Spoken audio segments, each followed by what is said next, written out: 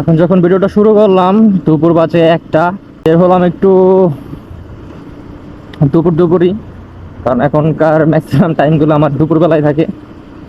তো কালকে ঘটনা যেটা ঘটছে আমার সাথে, মানে অনেকদিন ধরে বাইকটা তো চালাচ্ছি, নিজের কাছে একটু পারফরমেন্স ড্রপ মনে হচ্ছিল, যে রেডি পিক আপটা একটু কম পাচ্ছিলাম, এবং টপ এন্ডে গিয়ে আমার টপ স্পিডও কিছুটা কমে গেছিলো, তেমন কিছু মনে হয়েছে। তারপর সাউন্ডটাও একটু ঝামেলা মনে হয়েছিল। তো আমি ট্যাপেট অ্যাডজাস্ট করতে গেছিলাম, ভাবছিলাম যে ট্যাপেটে ঝামেলা হয়েছে, তো ট্যাপেট অ্যাডজাস্ট করলে সব ঠিকঠাক হয়ে যাবে।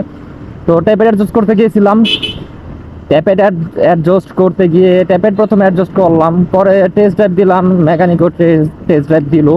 আমাদের মানে আমার পরিচিত যে মেকানিক আছে, ওই গ্যারেজের মেকানিক,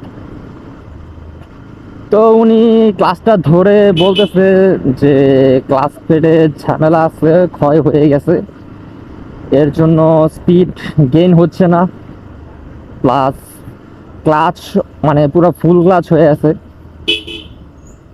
পরে আর কি, এখন তো আমার মাথায় টেনশন যে না, আমাকে এখন এটাকে ফিক্স করতে হবে, ফিক্স না করলে আমার রাতে ঘুম হবে না, পেটের ভাত হজম হবে না। আমার এমন একটা স্বভাব যে বাইকে কোনো একটা কিছু হলে এটা যতক্ষণ পর্যন্ত আমি এটার সমাধান না করব, আমার ততক্ষণ পর্যন্ত ঘুম হয় না, আর ভালো লাগে না, অস্থির অস্থির লাগে। মানে বাইকটা এমন একটা ইমোশনের জায়গায় চলে গেছে, নিজে ঠিক মতো খাই বা না খাই, কিন্তু এটার যত্ন ঠিক মতো করতে হবে, যখন যা লাগে করতে হবে।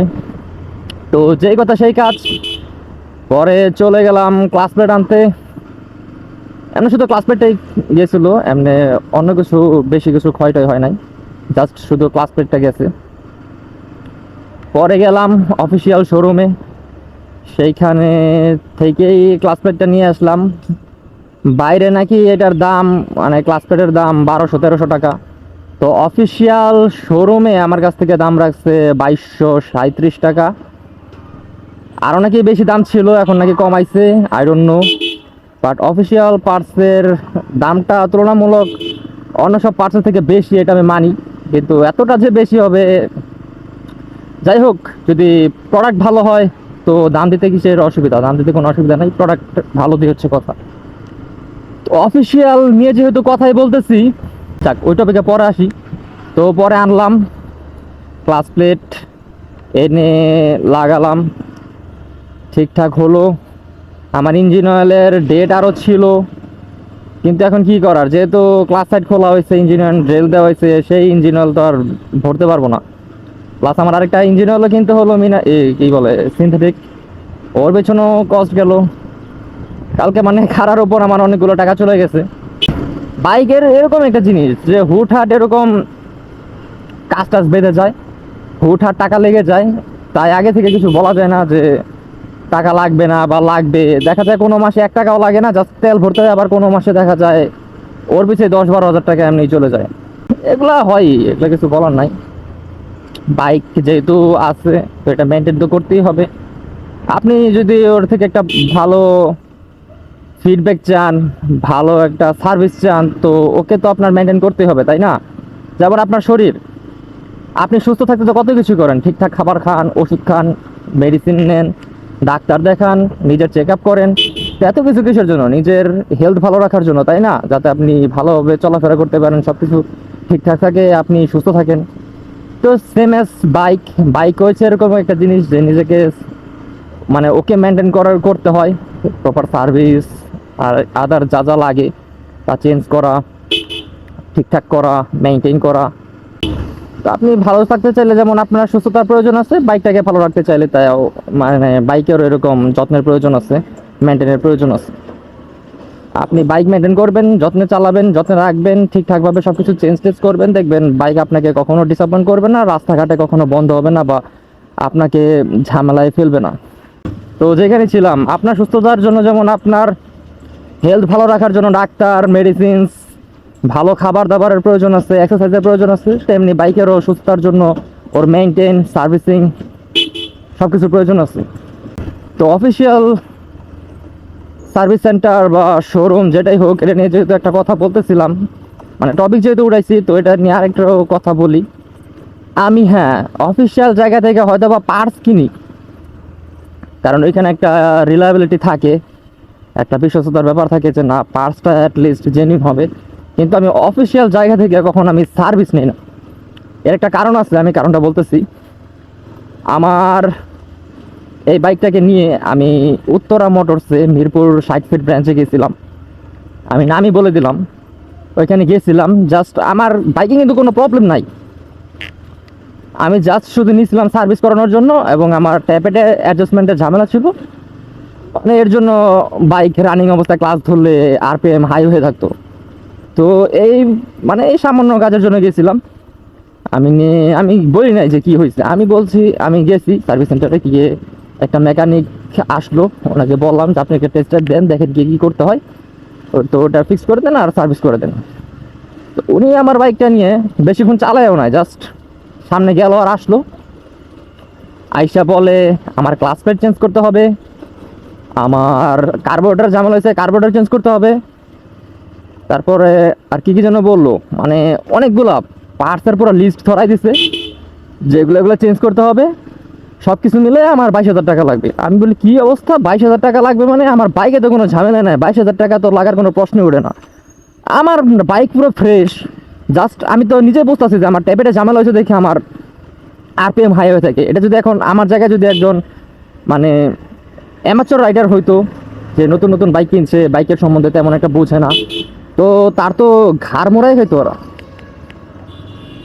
সে তো এটাই বিশ্বাস করতো যে যেহেতু অফিসিয়াল সার্ভিস সেন্টারে গেছি, সেখানে যেহেতু এটা বলছে, তার মানে সত্যি মনে হয় আমার বাইকে এইসব ঝামেলা আছে। তো আমার ক্লাস প্লেটে কোনো ঝামেলা নাই, আমার কার্বোরেটর পুরো ফুল ফ্রেশ, আমার কার্বোরেটর কোনো প্রবলেম নাই। সে বলতেছে আমার কার্বোরেটর চেঞ্জ করতে হবে, ক্লাস প্লেট চেঞ্জ করতে হবে, আরও কী কী যেন মানে পুরো লিস্ট, পুরো মানে পার্টসে পুরো লিস্ট ধরাই দিচ্ছে। আবার বলে ইঞ্জিনিয়ার তাদের থেকে নিতে হবে, বাইরে থেকে আনা যাবে না, মানে দুনিয়ার ভুগিচুকি কথা। আবার বলে যে যখন ইঞ্জিনটা খোলা হবে, ইঞ্জিনের ভিতরে আরও কাজ থাকতেও পারে, তো তখন আরও চার্জ বাড়বে, আর প্রতিটা চার্জের জন্য আলাদা আলাদা চার্জ হবে প্রতিটা কাজের জন্য। আমি তো বলি এটা কি মগের মূল্য নাকি, পাগল পাইছে আমারে? আমি কি মানে বাইক সম্বন্ধে বুঝি না? আমি নতুন বাইক চালাই নাকি? আমি বাইক সম্বন্ধে কিছুই বুঝি না? আমি বলদ একটা মানুষ, আমারে পাইয়া বলদ বানাই দিল। মানে 22,000 টাকা পুরো লিস্ট, আমার সাথে কথাও বলে নাই, শুধু বাইকটাকে ঢুকাইছে আর 22,000 টাকার লিস্ট আমার ধরাই দিয়ে বলে যে তাহলে কাজ শুরু করলাম। আমার তো পুরো মেজাজ গরম হয়ে গেছে। আমি বলছি আপনার কাজের দরকার নেই, আপনি আমার বাইক দেন, আপনার কাছ থেকে আমি কাজ করাবো না। পরে জানেন কি হয়েছে, বাইরে থেকে ওইখানে মিরপুর 10-এই আমার একটা পরিচিত ওয়ার্কশপ আছে বাইকের, ওইখানে গেলাম। ওইখানে আমি কাহিনিটা শেয়ার করলাম যে ভাই এরকম এরকম কাহিনী করতেছে, যে আমি গেলাম সার্ভিস করানোর জন্য, এবং আমার ট্যাপেটের অ্যাডজাস্টমেন্ট ঝামেলা, এটা আমি বুঝতেছি। তো এর জন্য নাকি এত মানে 22,000 টাকা লাগবে, আরও বেশি নাকি লাগতে পারে।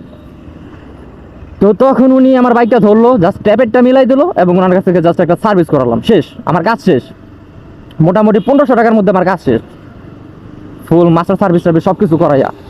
কার্বোরেটর ওয়াশ করে দেখলো না, আমার কার্বোরেটর পুরো ফুল ফ্রেশ, কোনো ঝামেলা নাই, বিন্দু মাত্র কোনো ঝামেলা নাই। মানে যেই জায়গায় আমার 1500 টাকা একটা সার্ভিস করালে আমার বাইক পুরো ফুল ফ্রেশ, সেইখানে এইসব অফিসিয়াল, এখন মুখ দিয়ে গালি আসে, অফিসিয়াল সার্ভিস সেন্টারে কিছু আজন্মা মেকানিকরা আছে, মানুষের ঘাড় মোড়ে খাওয়ার ধান্দা। 1500 টাকার মানে যেখানে আমার পুরা বাইক ফুল ফ্রেশ, সেইখানে 22,000 টাকার মামলা দিয়ে দিয়েছে আমারে। এখন কিছু এর এর মানে এর মাধ্যমে বুঝতে পারলাম যে অফিসিয়াল সার্ভিস সেন্টার কেন মানুষ পছন্দ করে না। এবং আমি তো আর জীবন অফিসিয়াল সার্ভিস সেন্টারে একটা সার্ভিসও করাবো না। আমি যদি নতুন বাইক নেইও, আমি নতুন বাইকেরও সার্ভিস অফিসিয়াল সার্ভিস সেন্টার থেকে করাবো না। হয়তো বা ফ্রি যতগুলো দিচ্ছে সেইগুলো করাবো, কিন্তু এর বাইরে একটা সার্ভিসও আমি ওই অফিসিয়াল সার্ভিস সেন্টার থেকে করাবো না, সেটাই হোক না কেন। মানে এরকম বাজে এক্সপিরিয়েন্স হয়েছে আমার। অফিসিয়াল জায়গায় আমি এখন শুধু যাই জাস্ট পার্টস কেনার জন্য, তারপরেও অত্যাধিক বেশি টাকা রাখে প্রতিটা পার্টসের ক্ষেত্রে। কিন্তু এখন শুধু এটা আনি কেন, যে একটা রিলায়েবিলিটি থাকে যে জেনুইন পার্টস পাবো, ডুপ্লিকেট পার্টস বা নকল পার্টস হওয়ার কোনো সম্ভাবনা থাকে না। এই জন্য আমি অফিসিয়াল জায়গা থেকে পার্টস কিনি, কিন্তু কোনো কাজ করাই না। এই যে কালকে আমি আমার ক্লাস প্লেটটা চেঞ্জ করলাম, এই ক্লাস প্লেটটা যদি আমি অফিসিয়াল সার্ভিস সেন্টার থেকে চেঞ্জ করতে চাইতাম, আমি ড্যাম শিওর যে আমার ক্লাস সাইডটা খুলে আমার প্লেট না, আমার প্লেটের সাথে বাড়ি টাড়ি যা আছে সব চেঞ্জ করে 6 থেকে 7 হাজার আর নয়তো বা 10,000 টাকা মিনিমাম বিল করতো শুধু শুধু। তো এটা আমি আমার একটা বাজে এক্সপিরিয়েন্স শেয়ার করলাম। এখন আপনাদের এরকম বাজে কোনো এক্সপিরিয়েন্স আছে কি না তা আমি জানি না, যদি যদি হয়ে থাকে তো কমেন্ট বক্সে জানাবেন এবং অন্যদেরও জানার সুযোগ করে দেবেন যে অফিসিয়াল সার্ভিস সেন্টারে এরকম আপনাদের সাথে করছে। ক্লাস প্লেট চেঞ্জ করার পর বাইকের পারফরমেন্সই চেঞ্জ হয়ে গেছে। মানে অনেকদিন তো ওই যাই বলে ক্ষয় হওয়া ক্লাস প্লেট নিয়ে চালাইছি, তো ওইটা আর কি অ্যাডজাস্ট হয়ে গেছিলো, তো ভাবছিলাম যে এটাই হয়তো বা বাইকের র পাওয়ার। বাট যখনই ক্লাস প্লেটটা চেঞ্জ করছি মানে পারফরমেন্সের ভিতর আকাশ পাতাল তফাৎ।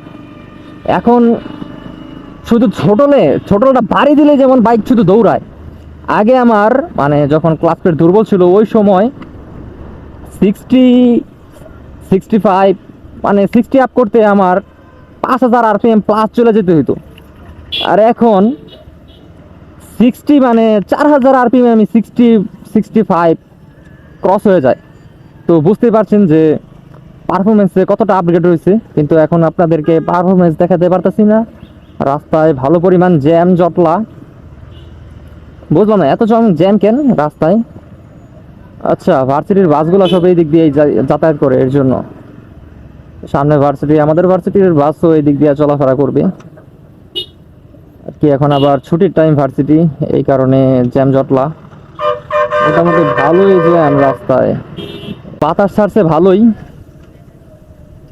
বৃষ্টি আসার সম্ভাবনা আছে কিনা জানি না, যদিও 2-1 ফোঁটা করে পড়ে মাঝে মধ্যে, কিন্তু আবার রোদও উঠে আছে। এখন বৃষ্টির গ্যারান্টিটা দিতে পারতেছি না, নামতেও পারে নাও নামতে পারে, এটা প্রকৃতির উপর নির্ভর করবে। এই ক্ষেত্রে তো আর আমাদের কোনো হাত নাই, কিন্তু মনে হয় ভুল করছে এই রাস্তায় ঢুইকা। তো পারফরমেন্সে যে বিষয়টাই ছিলাম, পারফরমেন্স হিউজ আপগ্রেডেশন হয়েছে। মানে এতদিন লো পাওয়ারে চালা অভ্যাস হয়ে গেছিলো, কারণ ক্লাস প্লেট দুর্বল হয়ে গেছিলো আর ধীরে ধীরে দুর্বল হয়তো, তাই ধীরে ধীরে পাওয়ারটা কমতে থাকে এবং ওটা আমাদের সাথে অ্যাডপ্ট হয়ে যায় মানে চালানোর সাথে, এর জন্য ওইটা আর কি খেয়াল থাকে না। কিন্তু যখন আমি টপ এন্ডে গিয়ে পাওয়ার কম পাচ্ছিলাম এবং রেডি পিক আপ অত্যন্ত পরিমাণ কম পাচ্ছিলাম, যে না পালসারে তেমন হওয়ার কথা না, যে জায়গায় দেখা যায় এফজেড আমাকে খেয়ে দেয়, কিন্তু এফজেড তো মানে আমার আগে যাওয়ার কথা না, কারণ সমান সমান থাকার কথা, বা আমি থাকবো বুঝিনি তো যে পালসারের পাওয়ারটা একটুখানি হইলেও বেশি, কার্বোরেটর বাইক এফজেড থেকে তুলনামূলক বেশি থাকবে। যখন আমি দেখলাম যে না আমার টপ স্পিড কমে গেছে এবং রেডি পিকআপ কম পাচ্ছি, আমি ওভারটেক করতে গিয়ে কনফিডেন্স পাচ্ছি না, তখনই বুঝতে পারছিলাম যে কিছু একটা ঝামেলা হয়তো বা হয়েছে। কিন্তু ক্লাস প্লেট যত তার মানে চলে গেছে এটা তখন আমার মাথায় ছিল না, পরে কালকে মাথায় আসছে, পরে চেঞ্জ করলাম। এখন তো পারফরমেন্স আকাশ পাতাল তফাৎ, মানে আকাশ পাতাল কি মানে অনেকটাই আপগ্রেড হয়েছে। এখন শুধু ছোটলে শুধু বাইক দৌড়ায়, মানে এতটাই পাওয়ার এখন, মানে র পাওয়ারটা ফিল করা যায়, পালসার আসল পাওয়ারটা এখন ফিল করা যায়। রাস্তাঘাট এতটা ফাঁকা না, মোটামুটি বিজি আছে। অফিস ছুটির টাইম যেহেতু সবাই অফিস থেকে যাচ্ছে, আর আজকে দুপুরে ক্লাস ছিল, এখন বিকাল হয়ে গেছে, এর জন্য এই ছোটোখাটো জ্যাম জটলা খেতে হচ্ছে। তো আজকে আপনাদের থেকে এখানেই বিদায় নেই, হোপ রাখতেছি ভিডিওতে কোনো কিছু ভালো লাগছে, কোনো কিছু ভালো লাগলে একটা লাইক করে দেবেন এবং সাবস্ক্রাইব করে হয়ে যাবেন আমাদের ফ্যামিলি মেম্বার। এবং যতক্ষণ পর্যন্ত আমরা নেক্সট ভিডিও নিয়ে না আসছি, আমরা থাকবো ভালো, আমরা থাকবো সুস্থ এবং প্রত্যেকে টেক কেয়ার করবো ইনশাআল্লাহ। Bye bye.